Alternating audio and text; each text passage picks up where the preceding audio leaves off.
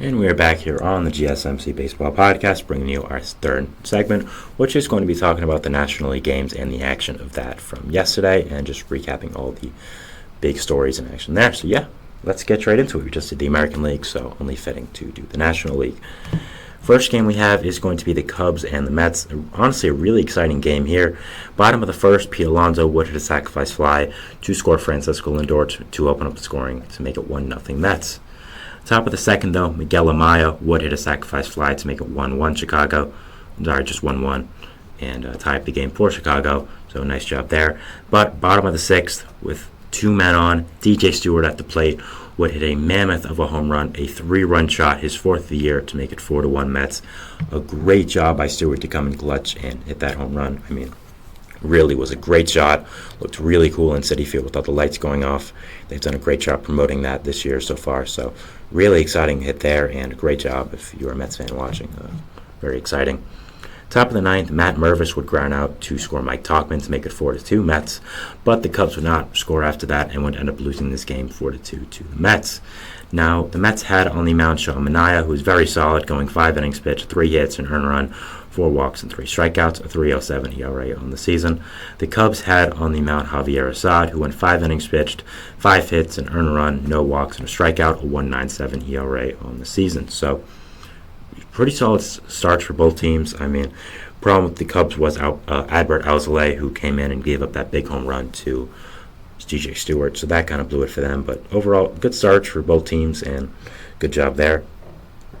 Next game we'll be talking about is going to be Rockies and Marlins, 2 of the worst teams in baseball, so a little bit of a tank off here. I'm sure fans would be happy if their team lost, not won, because they want draft picks. Again, draft picks aren't as significant in baseball as they are in other sports like basketball, like football, especially football, but still, they still are important for baseball and still are something that is significant. So, top of the first, Ryan McMahon would hit an RBI single to make it 1-0 Colorado, and then a Charlie Blackmon single would do the same.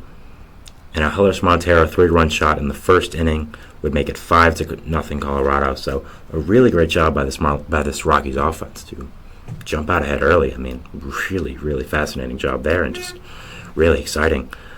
Scoring would not happen until the bottom of the ninth, when a Luis Arraez would hit an RBI double to make it 5-1.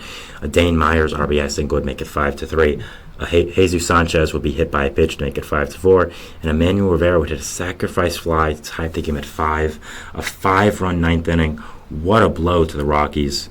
I mean, you cannot let that happen. I understand you're the Rockies, and I understand you don't have the best pitching, you don't have the best team, you don't have the best organization, but man, oh man, is that humiliating and not something you want to see. I mean, man, that sucks. We would go to extra innings now, as in the top of the 10th, Ryan McMahon would hit an RBI double to score Sean Bochard to make it 6-5 Colorado. Brian De La Cruz would hit an RBI double to tie up the game to make it 6-6, and the big blow would come for the Rockies with a Dane Myers RBI single to score Brian De La Cruz to win the game for the Marlins to make it 7-6, and as I said, win and walk it off. What an incredible win for the Marlins, coming back against the Rockies. Yes, it is the Rockies. They don't have the best pitching, but a 5-run ninth inning, and up winning the game 7-6 after going down that early, having no offense the entire game. I mean, a great job by them. A humiliating loss to the Rockies. I mean, oh man, but great job of the Marlins and a great win for them. They had on the mound Sixto Sanchez, who went 4 innings pitched, 7 hits, 5 earned runs, 3 walks, and a strike and a home run. So I think Sanchez should stick with being a reliever. I don't think the starting is going to work out anymore.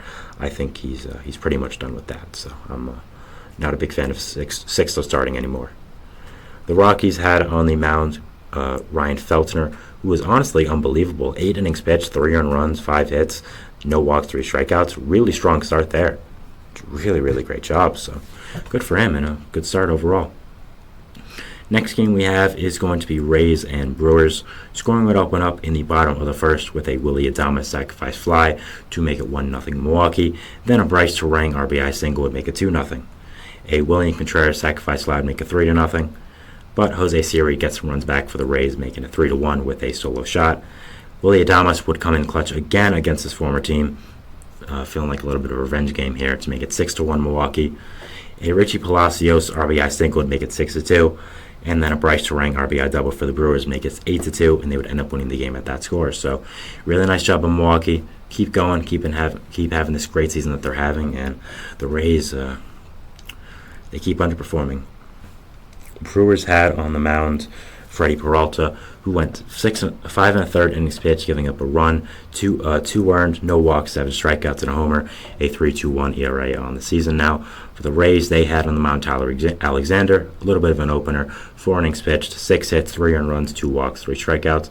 A decent start there, nothing really too crazy, and nothing to write home about, but not a bad start. So, okay there for the Rays, and gets the job done, I guess. Next game we have is going, by the way, nice win for the Brewers, of course. Next game we have is going to be Phillies and Angels. Scoring for this would open up in the top of the second with a Kyle Schwarber 3-run home run to make it 3-0 Phillies.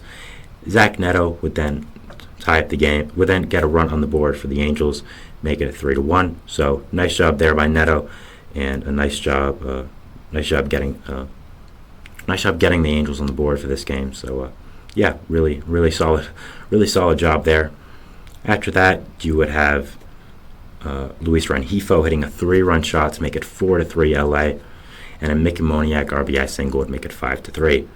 Alec Boehm would hit an RBI single to make it 5-4, and a Nick Castellanos solo shot would make it 5-5 in the top of the 9th. So really great job with this back and forth of the teams. I mean, Mickey Moniak, first of all, getting an RBI single against the team that picked him first overall and trading him away.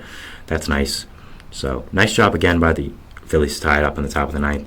And then, which I didn't even talk about, Johan Rojas with the big blow, a 2-run shot to make it 7-5 Philly, and that would make them win in this game for the Phillies 7-5. Phillies had on the mound Spencer Turnbull, who went 5 1/3 innings pitched, giving up 4 hits, 2 earned runs, no walks, 6 strikeouts, a 1.67 ERA. Again, he's been really incredible out of the rotation so far. I think he might have to be a full-time starter for them. Really a surprising revelation for the Phillies, but one that's very welcome, obviously.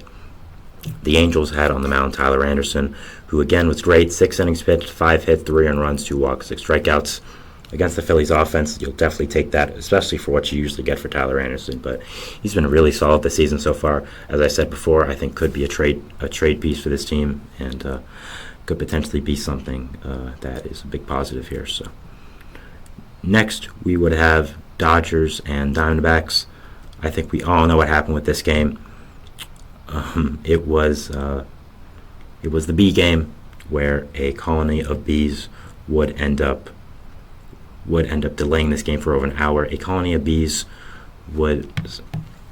I don't know how to explain this, it sounds so crazy, I'm sure we all know about it by now, but a colony of bees formed in home plate on the netting, and that is why the game was delayed for an hour and a half.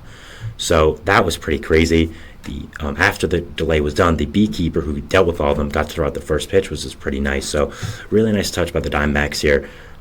I don't know how this happened, but it was crazy, and it was really fun to watch. I mean, this game ended at like 2:30 in the morning, so that was something that was nice. But yeah, crazy game here. But going to the actual baseball action now.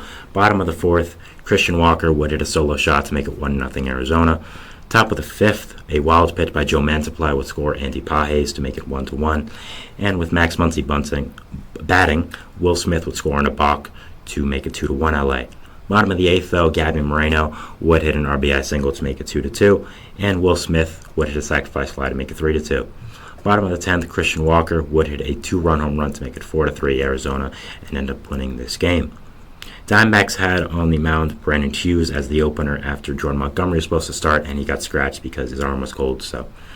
But yeah, he was fine. 1 inning pitch, no earned runs, no real bad apples for the Diamondbacks coming out of their bullpen after Montgomery was scratched, so that's good. Dodgers had on the mound Landon Knack, who went 5 innings pitched, 4 hits, an earned run, a walk, and 2 strikeouts. Really nice job by him to have this quality start against a good opponent after all the shenanigans that happened before.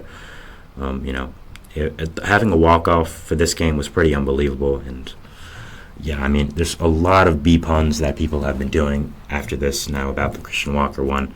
People have been saying that's got a sting for the Dodgers. People have been saying it's unbelievable for the Diamondbacks. Just so many puns that could be happening, and they're all pretty great. So I'm not complaining, but what a game that was. And I mean, the action. I mean, a colony of bees forming. That's pretty crazy. Padres Reds now, bottom of the third. Drake Cronenworth would open up the scoring for the Padres, making it 1-0 San Diego. Then in the bottom of the fifth, Manny Machado would hit an RBI single to make it 4-0. And Jackson Merrill would reach on a fielding error by Spencer Sear and would make it 5-0 San Diego. Top of the sixth, Jonathan India would hit an RBI single to make it 5-2. Bottom of the sixth, Fernando Tatis Jr. would reach on a fielder's choice to make it 6-2 San Diego. Top of the seventh, Heimer Candelario would make it 6-3 with a solo shot. Stuart Fairchild would do the same, making it 6-4, but they would still end up losing this game 6-4 to the Padres, and that would be it. So nice job to come back at the end a little bit, but still would not end up winning, and was an unfortunate thing there. Reds had on the mound Nick Martinez against his former team. He went 5 innings pitched, giving up 3 earned runs, a walk, and 3 strikeouts. Not the best start there. Hasn't had the best season as well, so didn't really shove it in the Padres' face like he maybe would have wanted to. Padres had on the mound Yu Darvish, who went 5 innings pitched, 3 hits, no earned runs, no walks, 3 strikeouts. Really great start there, coming off the injured list. Really just a positive there and just a great job. The final one we have is doubleheader, so I'm not going to go over both the games, but it was Cardinals and Tigers, and the Cardinals would win the first game 2-1, and after that the Tigers would win 11-6. So, a good job there for both teams to get a win. Tigers would end up blowing the Cardinals out in the second game, but the one thing I did want to focus on in the first game was that Jack Flaherty was starting for the Tigers against his former team, and boy did he come in clutch. 6 2/3 innings pitched, 2 hits, no earned runs, 1 walk, 14 strikeouts. Struck out the first 6 batters of the game. It was a great revenge start for Flaherty.